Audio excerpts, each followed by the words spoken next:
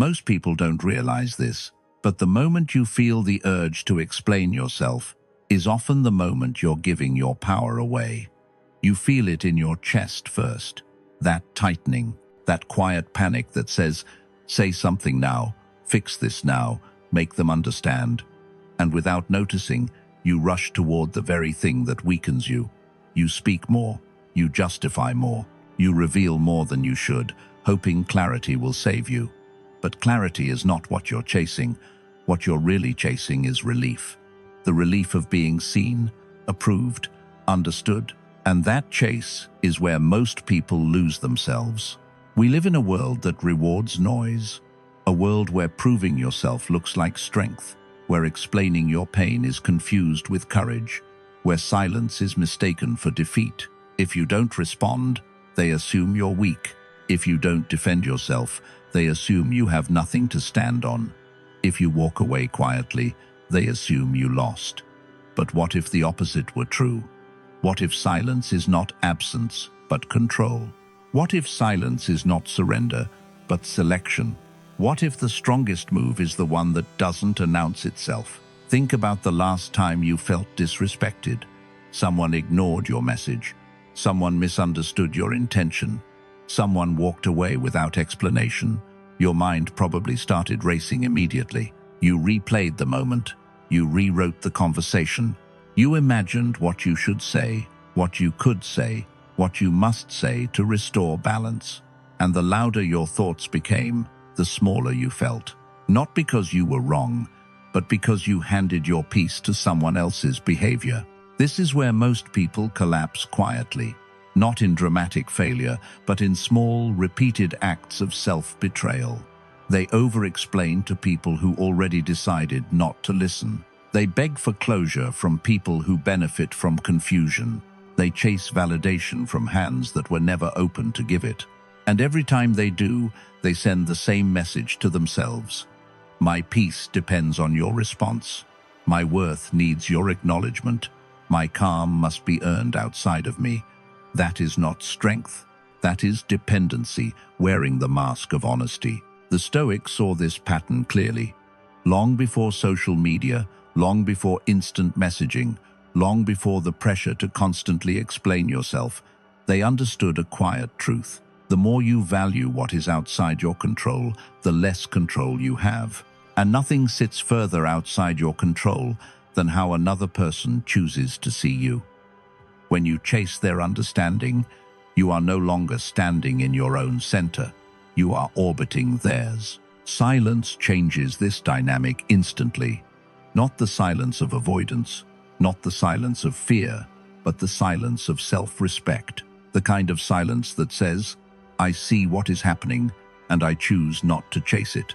I feel the urge to explain, and I let it pass. I sense the pull to prove myself, and I remain still. This silence does not come from pride. It comes from clarity, from the realization that if someone truly wanted to understand you, they would ask. If they truly valued you, they would listen. And if they truly respected you, they would not need you to bleed in paragraphs to justify your presence. Here is the uncomfortable truth most people avoid. Explaining yourself feels productive, but it is often emotional bargaining. You are negotiating your dignity for the hope of being treated better. And every time you do that, you teach people how to handle you. You teach them that your boundaries are flexible, that your peace is accessible, that your silence can be broken if they apply enough pressure. The Stoic does not live this way. The Stoic understands that dignity does not shout, it does not beg, it does not chase, it stands still. And in doing so, it forces the world to adjust. Silence is terrifying to people who rely on control. When you don't react, they lose leverage. When you don't respond, they lose direction. When you don't explain, they are left alone with their own actions. And that is often more confronting than any argument. Your silence becomes a mirror, not a punishment, not a tactic, but a reflection. It quietly asks a question you never have to say out loud. What did you expect from me? This is why silence feels so difficult at first, because it goes against the instinct to repair, to chase, to smooth things over. It requires you to sit with discomfort, to let misunderstanding exist without trying to correct it, to let people think what they think while you remain grounded in what you know. This is not easy, but it is powerful, because the moment you stop explaining yourself, you begin to hear something else, your own voice, clearer, calmer, uninterrupted. And this is where the shift begins. Not with confrontation, not with closure, not with one last message, but with a decision, a quiet one, a decision to stop proving and start preserving, to stop reacting and start choosing, to recognize that silence is not something you fall into.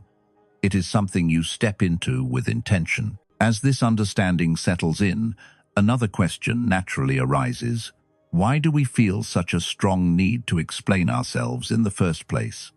What is it inside us that panics at the thought of being misunderstood? And what happens when we finally stop chasing understanding and turn inward instead? When you stop explaining yourself, something unexpected happens. The noise inside you begins to settle. At first, it feels uncomfortable, almost wrong, like you're abandoning a responsibility. Your mind keeps whispering that you should say something, clarify something, defend something. It feels as if silence will cost you understanding, respect, or control. But this is only the withdrawal phase. You are stepping away from a habit you've relied on for years, the habit of external validation. And like any habit, it protests when you take its power away. Most people believe they speak to be understood, but in truth, they speak to escape discomfort. Silence forces you to stay with that discomfort long enough to learn from it. When you stop filling the space with words, the truth rises on its own. Not their truth, yours. This is why silence is not passive. It is observant. It listens beneath the surface. It gives you access to insights you could never hear while talking. Think about what usually happens when you are hurt. You replay conversations. You draft messages in your head. You imagine what you should say to finally make them see you clearly. But every imagined conversation pulls you further away from the present moment and deeper into emotional speculation. You begin reacting to scenarios that are not happening. Silence breaks this cycle. When you stop explaining, the mental spinning slows. And in that slowing, clarity appears. You begin to notice things you were too busy justifying to see before. You realize how often you tolerated behavior that didn't align with your values. You recognize patterns you once excused. You see where you overgave and underprotected yourself. These realizations do not come through argument. They come through stillness.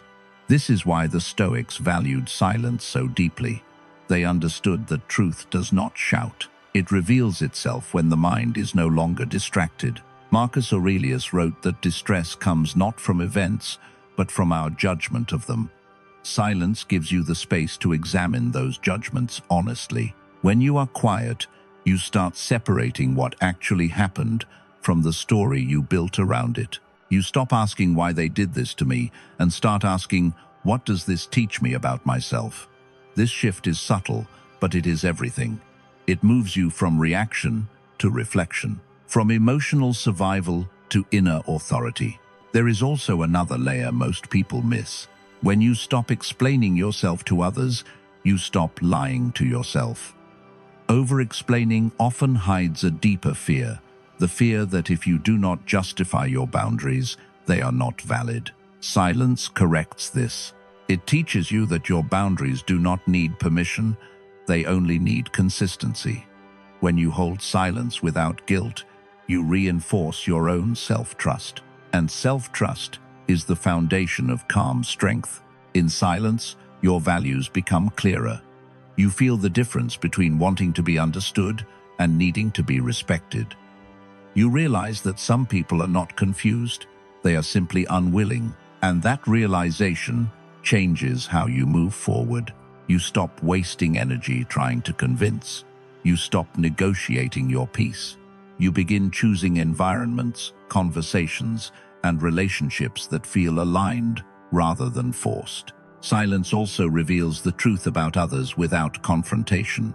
When you no longer rush to respond, people show you who they are. Some will respect the space. Some will step closer with sincerity. Others will disappear or react with frustration. This is not something you need to interpret. It is information freely given. Silence removes illusion. Words can deceive, patterns do not. And when you stop interrupting those patterns with explanations, they become obvious. This is why silence feels powerful and frightening at the same time. It removes your ability to control perception, and in doing so, it shows you what is real. But once you experience this clarity, you begin to understand something profound. You do not need to be understood by everyone. You need to be aligned with yourself. Silence is the doorway to that alignment. And as this alignment deepens, another hard truth emerges. The need to explain is often tied to the need for closure, to finish the story, to hear one last answer. But what if chasing closure is actually keeping you trapped? At some point, silence brings you face to face with one of the most uncomfortable truths of all. The need for closure is often a disguised form of self-betrayal. We tell ourselves we want answers, clarity, or one last honest conversation. But deep down, what we are really chasing is relief from uncertainty. We believe that if we just hear the right explanation, the pain will dissolve. Yet the Stoics understood something most people learn far too late. Closure is rarely given by others. It is taken by the one who decides to stop reaching back into what already wounded them. When someone truly respects you, you don't have to beg for understanding. When someone genuinely values you, they don't leave you confused, ignored, or guessing. The very fact that you feel the urge to chase closure is often the answer itself. Silence forces you to confront this without illusion. It removes the fantasy that one more conversation will suddenly transform someone's character or awareness. Epictetus taught that philosophy should be lived, not explained. This principle applies here more than anywhere else. When you chase closure, you are asking the person who hurt you to participate in your healing. That gives them power over your recovery. Silence takes that power back. It says, I will not hand my peace to someone who already mishandled my trust. There is a painful cycle many people get stuck in. Someone hurts them. They ask why. The response is vague, defensive, or cold. The pain deepens.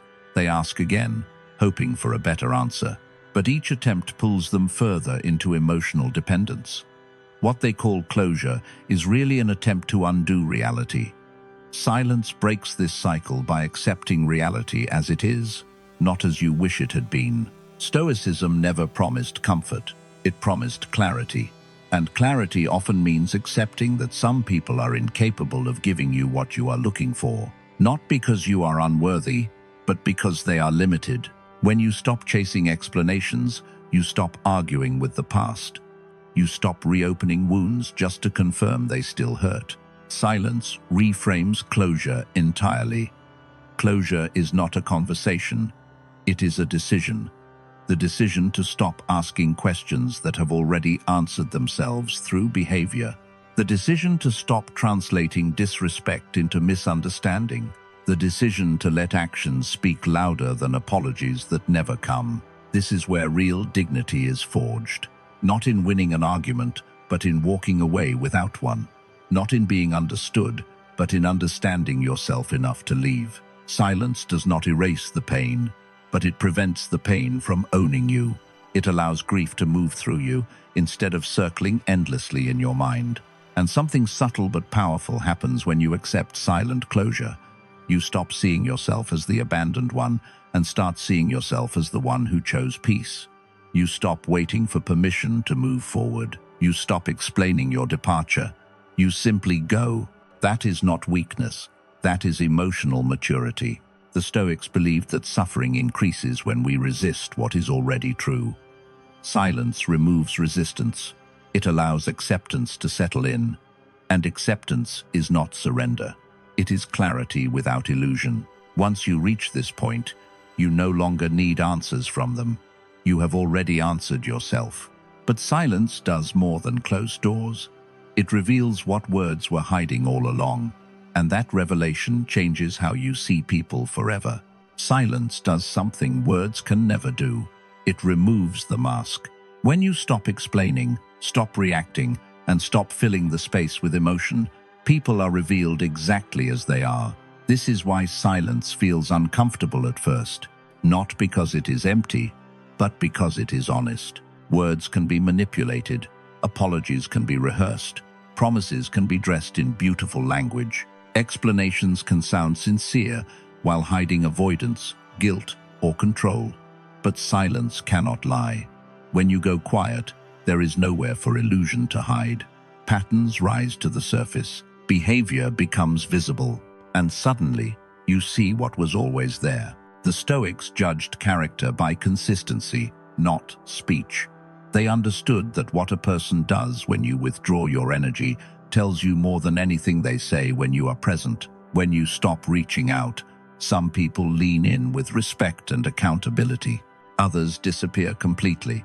Some become irritated, confused, or even hostile.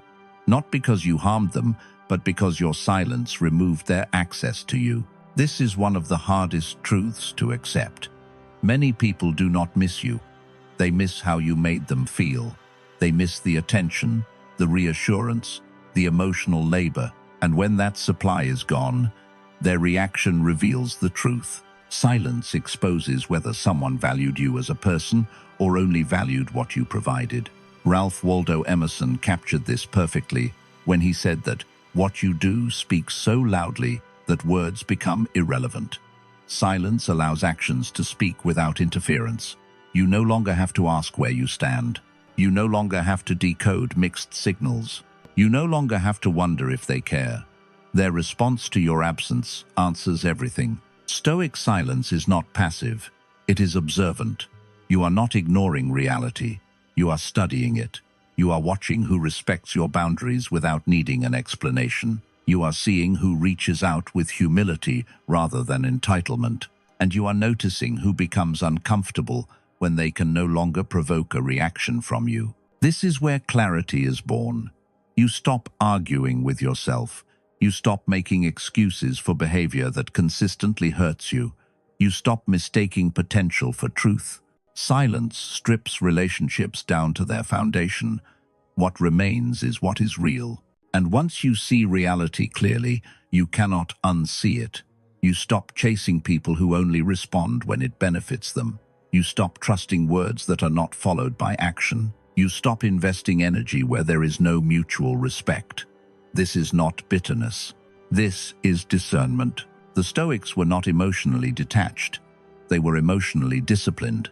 They did not cut people off impulsively. They observed first. They allowed silence to reveal the truth before making a decision. And once the truth was clear, they acted without drama. Silence also protects you from self-deception. When you keep explaining, you give yourself false hope. You believe that if you say the right thing, the situation will change. Silence removes that illusion. It forces you to accept what is happening now, not what you wish would happen later. This is why silence feels powerful. It returns you to reality, and reality, while sometimes painful, is always freeing. You no longer waste energy arguing with facts. You begin building your life on what is proven, not promised. Once you understand this, silence stops feeling like punishment. It becomes information. It becomes a teacher. It becomes the clearest language you will ever speak. And from that clarity, a deeper confidence begins to form. A confidence that no longer depends on being understood. There is a moment in every person's life when they realize something quietly painful. Being misunderstood hurts far more than being criticized.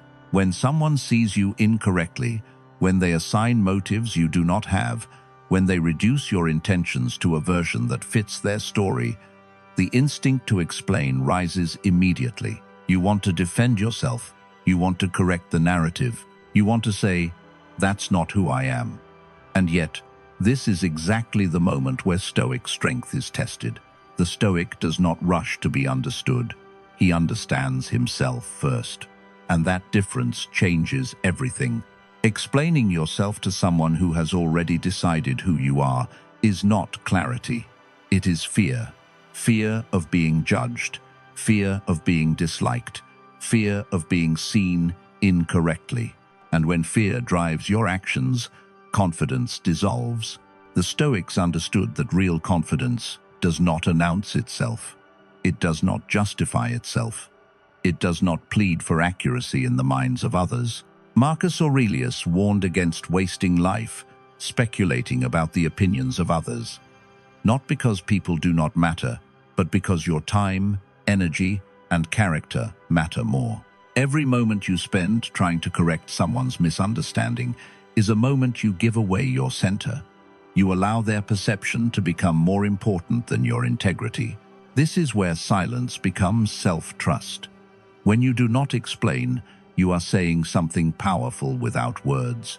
You are saying, "I know who I am.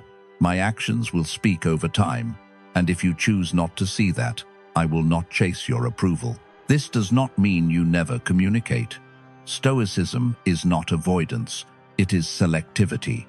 You explain yourself where there is mutual respect, openness, and good faith. You do not explain yourself to those committed to misunderstanding you. That distinction is wisdom. Many people mistake silence for arrogance, but arrogance needs validation. Silence does not. The person who is truly secure does not feel threatened by being misjudged because their worth is not borrowed from external opinions. Their confidence is internal, rooted in alignment between values and behavior. This kind of confidence is rare. It unsettles people. When you stop explaining, manipulators lose leverage. When you stop defending yourself, critics lose fuel. When you stop justifying your boundaries, those who benefited from your lack of them become uncomfortable. And that discomfort is not your responsibility. You may lose people when you stop explaining yourself, but what you lose are those who required you to overextend, overgive, and overperform emotionally just to stay connected. What remains are relationships built on respect, not performance. Stoic confidence is quiet because it does not need witnesses. It does not need applause. It does not need permission. It is the calm certainty that you can stand alone without collapsing, that you can be misunderstood without becoming defensive, that you can walk away without announcing your reasons. When you stop explaining yourself, you reclaim your time, you reclaim your energy, you reclaim your dignity. You move differently. You speak less, but your presence becomes heavier. People feel the shift, even if they cannot name it, and slowly, something changes inside you. You no longer feel the urge to correct every false assumption. You no longer feel compelled to be liked. You begin to value peace over perception, alignment over approval, character over reputation. This is not emotional coldness. It is emotional maturity. It is knowing when words add clarity and when silence preserves self-respect. And once you reach this point, your confidence no longer rises and falls with how others see you. It stands on its own. From this grounded confidence, a final transformation takes place, one that teaches others without you saying a single word. There is a kind of power that does not announce itself. It does not argue. It does not threaten. It does not demand understanding. It simply leaves, quietly, completely. And in doing so, it teaches a lesson no speech ever could. Most people believe that walking away must be loud to be meaningful. They think it requires a final message, a dramatic confrontation, a declaration of boundaries. But the Stoics understood something deeper. When you detach in silence, you remove yourself from the emotional economy entirely. You stop trading energy. You stop negotiating dignity. You stop participating in a system that was draining you. Silent detachment is not revenge, it is resolution. It is the moment you realize that peace is more valuable than being right, and self-respect matters more than being understood. You do not disappear to punish others. You disappear to protect yourself. When you stop responding, the mind of the other person is forced inward.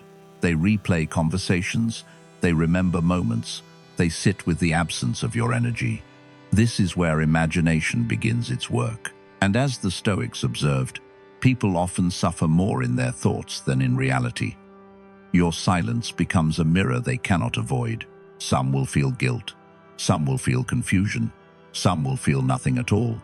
And that outcome, whatever it is no longer your concern.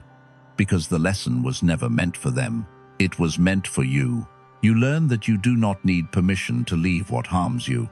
You learn that explanations are not required when patterns are clear. You learn that staying silent does not mean you lost. It means you chose yourself. Detachment is often misunderstood as emotional distance. But Stoic detachment is clarity. You still feel, you still care. You simply refuse to bleed in places that cannot heal you. You stop explaining storms to people who have never walked in the rain. This is why Stoics did not chase justice or validation. They focused on character, on alignment, on living in a way that required no defense. When you detach silently, you reclaim authorship over your life. You stop waiting for others to change. You change your position. There will be moments when your emotions urge you to speak, to clarify, to prove, to correct.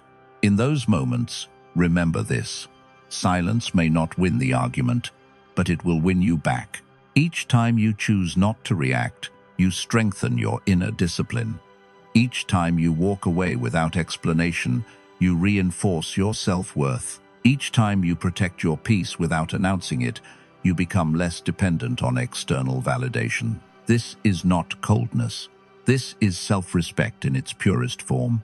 It is knowing that your value does not decrease because someone fails to recognize it. It is understanding that your presence is powerful, even when it is gone. And if there is one truth to carry forward, it is this. You do not need to chase, beg, or explain yourself to live with dignity. You do not need to be loud to be strong. You do not need to convince anyone of your worth. Let your silence be your final word. Not out of pride, not out of resentment, but out of deep, unshakable respect for the life you are responsible for protecting. That is the Stoic path. Quiet, clear, unmovable,